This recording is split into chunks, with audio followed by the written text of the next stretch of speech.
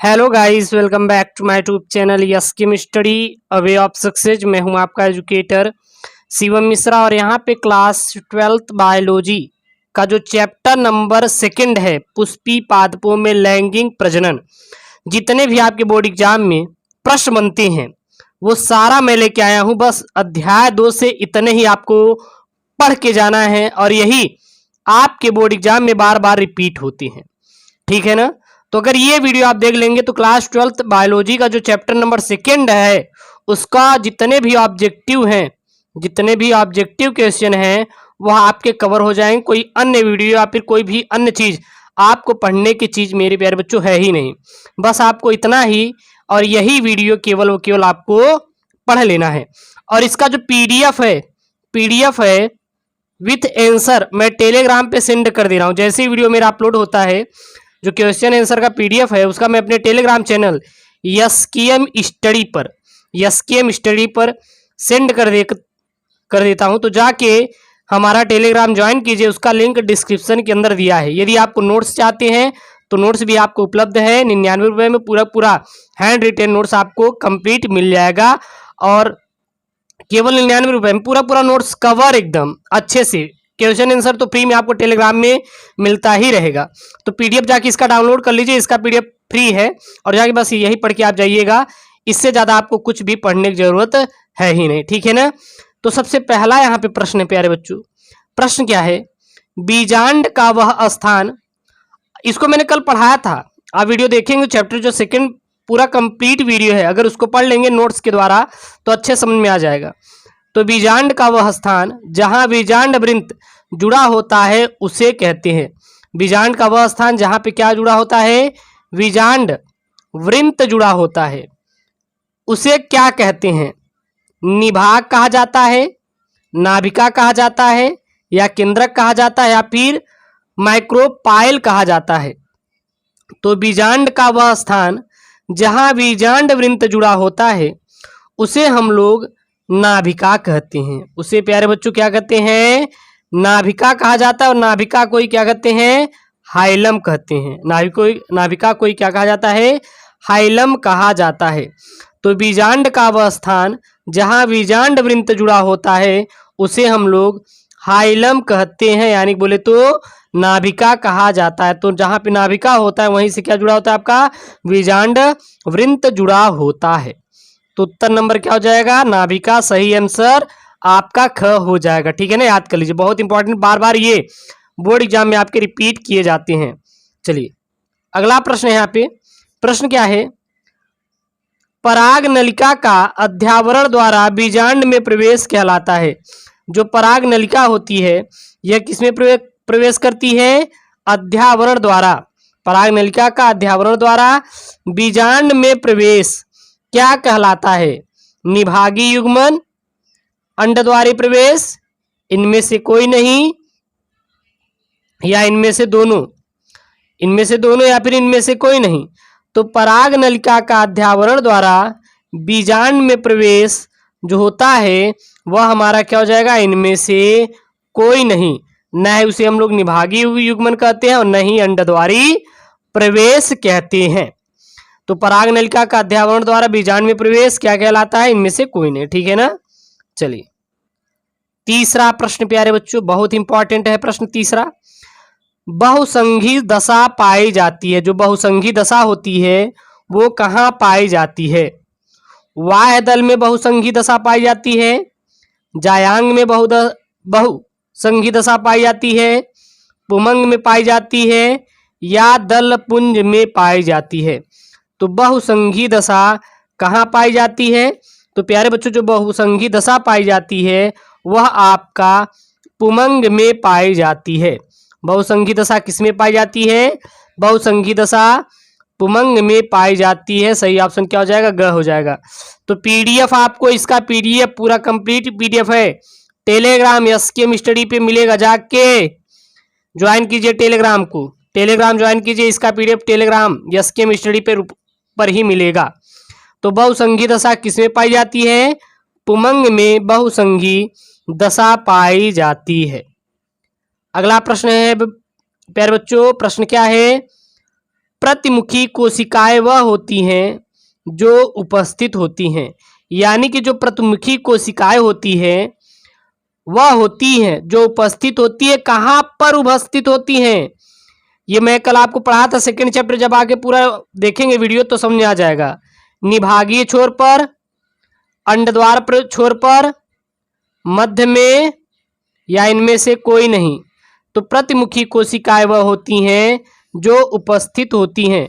तो जो प्रतिमुखी कोशिकाएं होती हैं वह जो उपस्थित होती हैं वह आपकी निभागीय छोर पर उपस्थित होती हैं। प्रतिमुखी कोशिकाएं वह होती हैं जो कहाँ उपस्थित होती हैं, निभागीय छोर पर उपस्थित होती हैं। Very important question for your board exam, वो चाहे आपका एमपी बोर्ड एग्जाम हो, चाहे बिहार बोर्ड एग्जाम हो, चाहे यूपी बोर्ड एग्जाम है, हर एक बोर्ड एग्जाम के लिए बहुत ही सफिशियंट ये आपके प्रश्न है। तो इसको लोग पढ़ के जाएंगे। अब पूरा इसका जो पीडीएफ है आप हमारे टेलीग्राम चैनल एसकेएम स्टडी पर जाके इसको डाउनलोड कर सकते हैं। 5वां प्रश्न है, निम्नलिखित में से कौन सी कोशिका सभी प्रकार के भ्रूणपोष में पाई जाती है। इसमें से ऐसी कौन सी कोशिकाएं होती हैं जो सभी प्रकार के भ्रूणपोष में पाई जाती हैं। सकोशिकाएं, अंड कोशिका, प्रतिमुखी कोशिकाएं, या ये सभी। तो निम्नलिखित में से कौन सी कोशिका सभी प्रकार के भ्रूणपोष में पाई जाती है। तो जो कोशिकाएं सभी प्रकार के भ्रूणपोष में पाई जाती हैं, सकोशिकाएं भी भ्रूणपोष में उपस्थित होती हैं, अंड कोशिका भी भ्रूणपोष में उपस्थित होता है, प्रतिमुखी कोशिका भी भ्रूणपोष में उपस्थित होता है। यानी कि सभी कोशिका जो भ्रूणपोष में पाई जाती हैं वो क्या है, सभी। यानी कि ये सभी ऑप्शन क्या हो जाएगा, सही हो जाएगा। सकोशिका भी भ्रूणकोश में पाई जाती हैं, अंड कोशिका भी भ्रूणपोष में पाई जाती है, और प्रतिमुखी कोशिकाएं भी भ्रूणपोष में पाई जाती हैं। और प्रतिमुखी कोशिकाएं कहाँ पर पाई जाती है, निभागीय छोर पर स्थित होती हैं। ये भी पॉइंट में आप लोग याद रखिएगा। 6ठा प्रश्न है प्यारे बच्चों, परिभ्रूणपोष यानी कि पेरिस्पर्म अवशेष है। जो परिभ्रूणपोष यानी कि पेरिस्पर्म अवशेष है, किसका अवशेष है, परिभ्रूणपोष पेरिस्पर्म। बाह्य अध्यावरण का, अंतः अध्यावरण का, बीजांड द्वार का, बीजांड काय का, या बीजांड काय का। तो परिभ्रूणपोष यानी पेरिस्पर्म अवशेष किसका है। तो जो परिभ्रूणपोष यानी पेरिस्पर्म जो अवशेष होता है वह आपका होता है बीजांड काय का होता है। किसका होता है, बीजांड काय का होता है। तो परिभ्रूणपोष यानी पेरिस्पर्म किसका अवशेष होता है, बीजांड काय का होता है। सही ऑप्शन क्या हो जाएगा, घ हो जाएगा। ओके, 7वां प्रश्न यहाँ पे 7वां प्रश्न क्या है, द्विनिषेचन की क्रिया है। जो द्विनिषेचन की क्रिया है यानी किसमें होती है, शैवालों में द्विनिषेचन की क्रिया होती है, ब्रायोफाइटस में द्विनिषेचन की क्रिया होती है, या अनावृत बीजी पौधों में द्विनिषेचन की क्रिया होती है, या आवृत बीजी पौधों में द्विनिषेचन की क्रिया होती है। तो द्विनिषेचन की क्रिया किसमें होती है प्यारे बच्चों, तो जो द्विनिषेचन की क्रिया होती है वह आपकी आवृत बीजी पौधों में, किसमें होती है, आवृत बीजी पौधों में द्विनिषेचन की क्रिया होती है। तो यह आपके लिए बहुत इंपॉर्टेंट है। तो द्विनिषेचन क्रिया किसमें होती है, हमेशा आवृत बीजी पौधों में ही द्विनिषेचन की क्रिया होती है। 8वां प्रश्न है यहाँ पे 8वां, ठीक ना, 8। भारतीय भ्रूण विकास के जनक हैं। भारतीय भ्रूण विकास के जनक कौन है, राम उदार हैं, पी.एन. प्रसाद हैं, पी.एन. मेहरा हैं, या पी. महेश्वरी हैं, या पी. महेश्वरी हैं। तो भारतीय भ्रूण विज्ञान के जनक किसको कहा जाता है, तो जो भारतीय भ्रूण विज्ञान के जनक हैं वह हमारे हैं पी. महेश्वरी। सही ऑप्शन घ, पी. महेश्वरी कौन है, यह भारतीय भ्रूण विज्ञान के जनक माने जाते हैं। इसकी बात करें तो यह सन 2016 में, 19 में और 20 में यह बना हुआ प्रश्न है। सन 2021 में तो भैया बोर्ड एग्जाम हुआ ही नहीं, तो कहाँ से आएगा, ठीक है ना। 9वां प्रश्न है यहाँ पे, प्रश्न क्या है, नारियल का रेशा उत्पन्न करने वाला भाग है। जो नारियल का रेशा उत्पन्न करने वाला भाग कौन सा है? बाह्य फल भित्ति नारियल का रेशा उत्पन्न करता है, अंतः फल भित्ति नारियल का रेशा उत्पन्न करता है, या फिर मध्य फल भित्ति नारियल का रेशा उत्पन्न करता है, तना तथा पत्ती। तो नारियल का रेशा उत्पन्न करने वाला भाग कौन सा होता है? तो जो मध्य फल भित्ति होता है, जो मध्य फल भित्ति होता है, यह नारियल का रेशा उत्पन्न करने वाला भाग होता है। तो नारियल का जो फल होता है उसका कौन सा ऐसा भाग होता है जो रेशा उत्पन्न करता है? तो मध्य फल भित्ति जो होता है वह नारियल का रेशा उत्पन्न करने वाला प्यारे बच्चों भाग माना जाता है। अगला है प्यारा प्रश्न, बहुत इंपॉर्टेंट है। बहुभ्रूणता खोजी गई, यानी कि बहुभ्रूणता की खोज किसने की? लीवेनहॉक ने बहुभ्रूणता की खोज की थी, या महेश्वरी द्वारा बहुभ्रूणता की खोज की गई थी, या विंकलर द्वारा बहुभ्रूणता की खोज की गई थी, या कपूर द्वारा बहुभ्रूणता की खोज की गई थी। तो बहुभ्रूणता की खोज किसने की थी? तो वो किए थे लीवेनहॉक ने। बहुभ्रूणता की खोज किसने की थी? लीवेनहॉक ने किया था। बहुभ्रूणता की खोज किसने की थी? सीधा बता दीजिएगा, लीवेनहॉक ने ही बहुभ्रूणता की खोज की थी। प्रश्न नंबर 11 है, आवृतबीजी पौधों में पुंकेसर है। जो आवृतबीजी पौधे होते हैं उसमें पुंकेसर क्या होता है? मादा जननांग होता है, नर जननांग होता है, क और ख दोनों, यानी कि मादा जननांग और नर जननांग दोनों, या फिर इनमें से कोई नहीं। तो आवृतबीजी पौधों में जो पुंकेसर होता है वह हमेशा और हमेशा नर जननांग होता है। आवृतबीजी पौधों में पुंकेसर ही तो नर जननांग होता है। मादा जननांग को आप तो वर्तिका वर्तिकाग्र ये सब आते हैं ना। तो आवृतबीजी पौधों में जो पुंकेसर होता है वो क्या होता है? नर जननांग होता है। 12वां प्रश्न है बच्चों, क्या है? एक ही पादप के एक पुष्प के परागकणों का दूसरे पुष्प के वर्तिकाग्रों तक स्थानांतरण कहलाता है। तो एक ही पादप के एक पुष्प के परागकणों का दूसरे पुष्प के वर्तिकाग्रों तक स्थानांतरण क्या कहलाता है? स्वयुग्मन कहलाता है, या सजात पुष्पी परागण कहलाता है, या परनिषेचन कहलाता है, या फिर अनुमिल्य परागण कहलाता है। तो एक ही पादप के एक पुष्प के परागकणों का दूसरे पुष्प के वर्तिकाग्र तक जो स्थानांतरण होता है उसको हम लोग सजात पुष्प परागण कहते हैं। क्या कहा जाता है? सजात पुष्प परागण का नाम दिया गया है। 13वां प्रश्न है, प्रश्न क्या है? एक प्रारूपी आवृतबीजी भ्रूणकोश परिपक्व होने पर होता है। एक प्रारूपी आवृतबीजी भ्रूणकोश परिपक्व होने पर क्या होता है? मैंने इसको कल बताया था आपको सेकंड चैप्टर में। 7 केंद्र की 8 कोष की, 7 केंद्र की 7 कोष की, 8 केंद्र की 7 कोष की, या 8 केंद्र की 8 कोष की। तो जो हमारा एक प्रारूपी आवृतबीजी भ्रूणकोश परिपक्व होने पर होता है वो 8 केंद्र की और 7 कोष की होता है। क्या होता है? 8 केंद्र की और 7 कोष की होता है। ओके, अगला प्रश्न है यहाँ पे 14वां। एक प्रारूपिक आवृतबीजी परागकोश में लघु बीजाणु धानियों की संख्या होती है। तो एक प्रारूपिक आवृतबीजी परागकोश में लघु बीजाणु धानियों की संख्या कितनी होती है? 1 होती है, या 2 होती है, या 3 होती है, या फिर 4 होती है। तो एक प्रारूपिक आवृतबीजी परागकोश में लघु बीजाणु धानियों की जो संख्या होती है वह 4 होती। कितनी होती है? 4 होती है। तो एक प्रारूपिक आवृतबीजी परागकोश में लघु बीजाणु धानियों की संख्या कितनी होती है? सीधा आपको बता देना, 4 होती है। 15वां प्रश्न है, प्रश्न क्या है?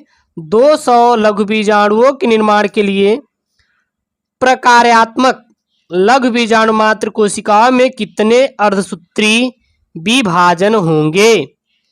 100 होंगे, 50 होंगे, 200 होंगे या फिर 100 होंगी? तो वो मेरे प्यारे बच्चों 50 होंगी, 50 होंगी। तो 200 लघु बीजाणुओं के निर्माण के लिए जो लघु बीजाणु मात्र कोशिकाओं में कितने अर्धसूत्री विभाजन होते हैं? 50 होंगे। प्रश्न नंबर 16वां है। प्रश्न क्या है? अंड समुच्चय के निर्माण में कौन सहायक है?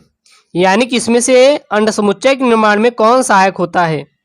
अंड होता है, सहायक व प्रतिमुखी कोशिकाएं होती हैं, या अंड व सहायक कोशिकाएं होती हैं, या अंड व प्रतिमुखी कोशिकाएं होती है या फिर कोशाएं होती हैं। तो अंड समुच्चय के निर्माण में कौन सहायक होता है? तो जो अंड समुच्चय के निर्माण जो सहायक होता है वह हमारा अंड और सहायक कोशाएं यानी कि सहायक कोशिकाएं ही हमारी उसमें सहायता करती हैं। सही ऑप्शन क्या हो जाएगा? ग हो जाएगा। अगला प्रश्न है, सैल्विया में किसके द्वारा परागण होता है? जो सैल्विया होता है उसमें किसके द्वारा परागण होता है? वायु द्वारा होता है, कीटों द्वारा होता है, जल द्वारा होता है, या फिर इनमें से कोई नहीं? तो सैल्विया में किसके द्वारा परागण होता है?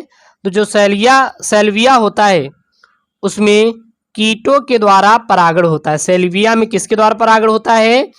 कीटों के द्वारा सैल्विया में परागण होता है। किसके द्वारा होता है? कीटों के द्वारा होता है। सीधा आपको बता देना है कि कीटों के द्वारा सैल्विया में परागण होता है।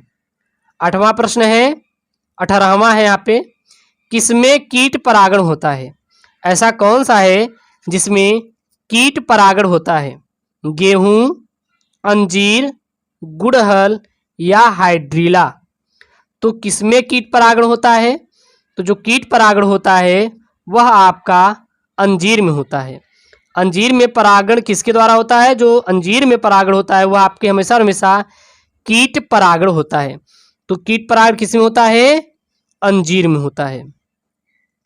19 नंबर वाला प्रश्न क्या है? यदि किसी पौधों की पत्ती की कोशिकाओं में गुणसूत्रों की संख्या 24 है तो उनके भ्रूणपोष में गुणसूत्रों की संख्या कितनी होती है? 24, 12, 48 या 36? तो यदि किसी पौधों की पत्ती की कोशिकाओं में गुणसूत्रों की संख्या 24 है तो उसके भ्रूणपोष में गुणसूत्रों की संख्या जो होगी वह आपकी 36 होगी। कितनी होती है? 36 होती है। अगला प्रश्न है 20 नंबर। प्रश्न क्या है? निभाग किसमें पाया जाता है? जो निभाग होता है वह आपका किसमें पाया जाता है? बीजांड में निभाग पाया जाता है, या पराग कण में निभाग पाया जाता है, भ्रूणपोष में निभाग पाया जाता है, या ये सभी? तो निभाग किसमें पाया जाता है? तो जो निभाग पाया जाता है वह आपका बीजांड में पाया जाता है। निभाग किसमें पाया जाता है? तो निभाग प्यारे बच्चों बीजांड में पाया जाता है। अगला प्रश्न यहाँ पे 21 नंबर, पुष्पीय पादप का अगुणित यानी कि यन भाग कौन सा है? तो पुष्पीय पादप का अगुणित यानी कि यन भाग कौन सा है? पत्ती, जड़, युग्मनज या नर युग्मक? तो पुष्पीय पादप का जो अगुणित यन भाग कौन सा होता है? वह आपका नर युग्मक होता है। नर युग्मक जो होता है हमारा पुष्पीय पादप का अगुणित भाग होता है। कौन सा होता है? नर युग्मक होता है। अगला प्रश्न है प्यारे बच्चों यहाँ पे क्या है? इंटरस्टिशियल की ओजेमेटा किसमें पाई जाती है? यूनिवैलेंटस में, बाईवैलेंटस में, उपयुक्त में से दोनों, या फिर इनमें से कोई नहीं? तो इंटरस्टिशियल की ओजेमेटा जो पाई जाती है वह हमारे यूनिवैलेंटेंस में और बाईवैलेंटेंस दोनों में पाई जाती है। 23वां प्रश्न क्या है? आवृत बीजी पौधों में पुंकेसर है। आवृत बीजी पौधों में पुंकेसर क्या होता है? नर जननांग होता है, या मादा जननांग होता है, या क और ख यानी कि नर जननांग मादा जननांग दोनों, या फिर इनमें से कोई नहीं? तो आवृत बीजी पौधों में जो पुंकेसर होता है वह आपका नर जननांग होता है। 24वां प्रश्न है यहाँ पे, निम्नलिखित में से अगुणित कोशिका कौन सी होती है? तो अगुणित कोशिका इसमें से कौन सी होती है? परागकण, टेपिटम, पराग मात्र कोशिका या परागकोश।